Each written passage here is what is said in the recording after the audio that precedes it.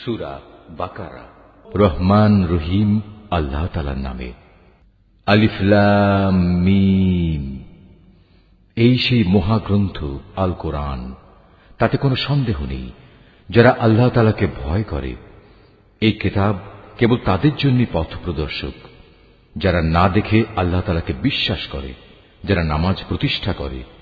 তাদের আমি যা কিছু দান করেছি তারা তা থেকে আমারে নির্দেশিত পথে ব্যয় করে। যারা তোমার উপর যা কিছু নাজিল করা হয়েছে তার উপর ঈমান আনে তোমার আগে নবীদের উপর যা কিছু নাজিল করা হয়েছে তার উপর। সর্বোপরি তারা পরকালের উপরও ঈমান আনে। সত্যিকার অর্থে এ লোকগুলোই তাদের মালিকের দেখানো সঠিক পথের উপর রয়েছে এবং এরাই হচ্ছে সফলকাম। যারা এ বিষয়গুলো অস্বীকার করে তাদের তুমি পরকালের কথা বলে সাবধান করো আর না করো, কার্যত উভয়টাই তাদের জন্য সমান কথা। এরা কখনো ঈমান আনবে না। ক্রমাগত কুফরি করার কারণে আল্লাহ তাআলা তাদের মন, মগজ ও শ্রবণ শক্তির উপর মোহর মেরে দিয়েছেন। এদের দৃষ্টিশক্তির উপরও এক ধরনের আবরণ পড়ে আছে। যারা এ ধরনের লোক, তাদের জন্য পরকালের কষ্টদায়ক শাস্তি রয়েছে। মানুষদের মাঝে কিছু লোক এমনও আছে যারা মুখে বলে আমরা আল্লাহ তাআলা ও পরকালের উপর ঈমান এনেছি, কিন্তু এদের কর্মকাণ্ড দেখলে তুমি বুঝতে পারবে এরা মোটেই ঈমানদার নয়। মুখে ঈমানের দাবি করে এরা আল্লাহ তাআলা ও তার নেক বান্দাদের সাথে প্রতারণা করে যাচ্ছে। মূলত এ কাজের মাধ্যমে তারা অন্য কাউকে নয়, নিজেদেরই ধোঁকা দিয়ে যাচ্ছে, যদিও এ ব্যাপারে তাদের কোনো প্রকারের চৈতন্য নেই। আসলে এদের মনের ভেতর রয়েছে এক ধরনের মারাত্মক ব্যাধি।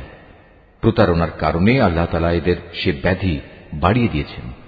তাদের জন্য রয়েছে আল্লাহ তাআলার পক্ষ থেকে পীড়াদায়ক আযাব, কেননা তারা মিথ্যা বলছিল। তাদের যখন বলা হয় তোমরা এই শান্তিপূর্ণ জমিনে অশান্তি ও বিপর্যয় সৃষ্টি করো না, তখন তারা বলে না, আমরাই তো বরং সংশোধনকারী। অথচ এরাই হচ্ছে জমিনে যাবতীয় বিপর্যয় সৃষ্টিকারী, যদিও তারা এ ব্যাপারে কোনো চৈতন্য রাখে না। তাদের যখন বলা হয় অন্য লোকেরা যেমন ঈমান এনেছে তোমরাও তেমনি ভাবে ঈমান আনো, তারা বলে হে নবী, তুমি কি চাও আমরাও নির্বোধ লোকদের মতো ঈমান আনি? আসলে নির্বোধ তো হচ্ছে এরা নিজেরাই, যদিও তারা এই কথাটা জানে না। মুনাফিকদের অবস্থা হচ্ছে তারা যখন ঈমানদার লোকদের সাথে মিলিত হয় তখন বলে আমরা ঈমান এনেছি, আবার যখন একাকী তাদের শয়তানদের সাথে মিলিত হয় তখন বলে আমরা তো তোমাদের সাথেই আছি। ঈমানের কথা বলে ওদের সাথে আমরা ঠাট্টা করছিলাম মাত্র। মূলত আল্লাহ তাআলাই তাদের সাথে ঠাট্টা করে যাচ্ছেন। আল্লাহ তাআলাই তাদের অবকাশ দিয়ে রেখেছেন। তারা তাদের বিদ্রোহে বিভ্রান্তের ন্যায় ঘুরে বেড়াচ্ছে। এরা জেনে বুঝে হেদায়েতের বিনিময়ে গোমরাহি কিনে নিয়েছে। তাদের এ ব্যবসাটা কিন্তু মোটেই লাভজনক হয়নি এবং এরা সঠিক পথের অনুসারীও নয়। এদের উদাহরণ হচ্ছে সে হতভাগ্য ব্যক্তির মতো যে অন্ধকারে আগুন জ্বালাতে চাইল, যখন তা তার গোটা পরিবেশটাকে আলোকোজ্জ্বল করে দিল, তখন হঠাৎ করে আল্লাহ তাআলা তাদের কাছ থেকে আলোটুকু ছিনিয়ে দিলেন এবং তাদের এমন অন্ধকারে ফেলে রাখলেন যে তারা কিছুই দেখতে পেল না। এদের অবস্থা হচ্ছে এরা কানেও শোনে না, চোখেও দেখে না, মুখ দিয়ে কথাও বলতে পারে না। অতএব এসব লোক সঠিক পথের দিকে ফিরে আসবে না। অথবা এদের উদাহরণ হচ্ছে আসমান থেকে নেমে আসা বৃষ্টির মতো, এর মাঝে রয়েছে আবার অন্ধকার, মেঘের গর্জন ও বিদ্যুতের চমক। বিদ্যুৎ গর্জন ও মৃত্যুর ভয়ে এরা নিজেদের কানে নিজেদের আঙুল ঢুকিয়ে রাখে।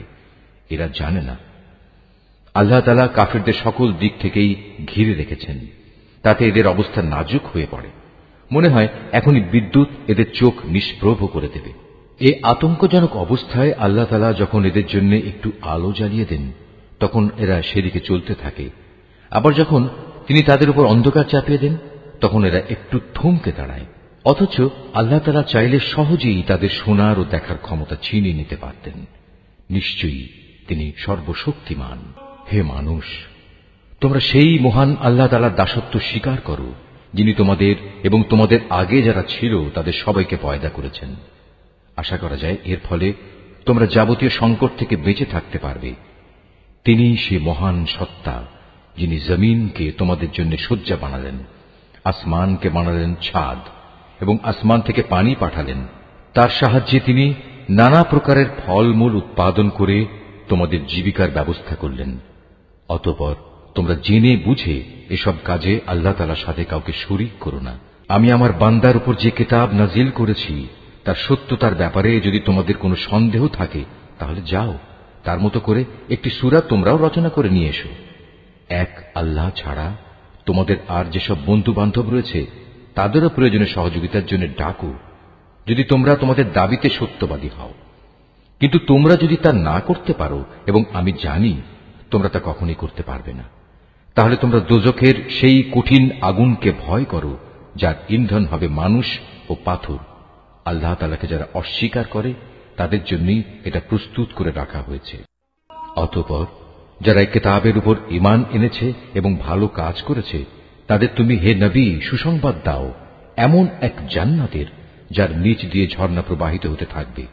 যখনই তাদের এই জান্নাতের কোনো একটি ফল দেয়া হবে তখনই তারা বলবে, এ ধরনের ফল তো ইতিপূর্বেও আমাদের দেওয়া হয়েছিল। তাদের মূলত এমনি ধরনের জিনিসই সেখানে দেওয়া হবে। তাদের জন্য আরো সেখানে থাকবে পবিত্র সহধর্মী এবং সহধর্মিনী, এবং তারা সেখানে অনন্তকাল ধরে অবস্থান করবে। সত্য প্রমাণের জন্য আল্লাহ তাআলা মশা কিংবা তার চাইতে উপরে যা কিছু আছে তার উদাহরণ দিতেও লজ্জাবোধ করেন না। যারা আল্লাহর বাণীতে বিশ্বাস স্থাপন করে তারা জানে এ সত্য আল্লাহর কাছ থেকেই এসেছে। আর যারা আগেই সত্য অস্বীকার করেছে তারা একে না মানার অজুহাত দিতে গিয়ে বলে, আল্লাহ তাআলা এ উদাহরণ দ্বারা কি বুঝাতে চান? এভাবে একই ঘটনা দিয়ে আল্লাহ তাআলা অনেক লোককে গুমরাহিতে নিমজ্জিত করলেও বহু লোককে তিনি আবার এ দিয়ে হেদায়েতের পথও দেখান। আর কতিপয় পাপাচারী ব্যক্তি ছাড়া তিনি তা দিয়ে অন্য কাউকে গুমরাহিতে নিমজ্জিত করেন না।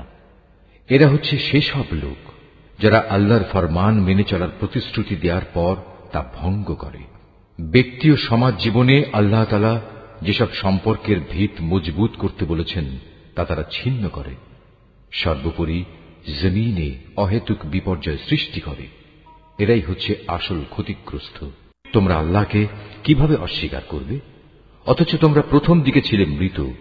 তিনি তোমাদের জীবন দিয়েছেন, পুনরায় তিনি তোমাদের মৃত্যু দেবেন। অতঃপর সর্বশেষে তিনি আবার তোমাদের জীবন দান করবেন, এবং এভাবেই তোমাদের একদিন তাঁর কাছে ফিরে যেতে হবে। তিনি সেই মহান সত্তা যিনি এ পৃথিবীর সব কিছু তোমাদের ব্যবহারের জন্য তৈরি করেছেন। অতঃপর তিনি আসমানের দিকে মনোনিবেশ করলেন এবং তাকে 7 আসমানে বিন্যস্ত করলেন। তিনি সবকিছু সম্পর্কেই সম্যক অবগত আছে। হে নবী, স্মরণ করো যখন তোমার মালিক তাঁর ফেরেশতাদের সম্বোধন করে বললেন, আমি পৃথিবীতে আমার খলিফা বানাতে চাই। তারা বলল, তুমি কি এমন কাউকে খলিফা বানাতে চাও যে তোমার জমিনে বিশৃঙ্খলা ও বিপর্যয় সৃষ্টি করবে এবং স্বার্থের জন্য তারা রক্তপাত করবে? আমরাই তো তোমার প্রশংসা সহকারে তোমার তাসবিহ পড়ছি এবং প্রতিনিয়ত তোমার পবিত্রতা বর্ণনা করছি।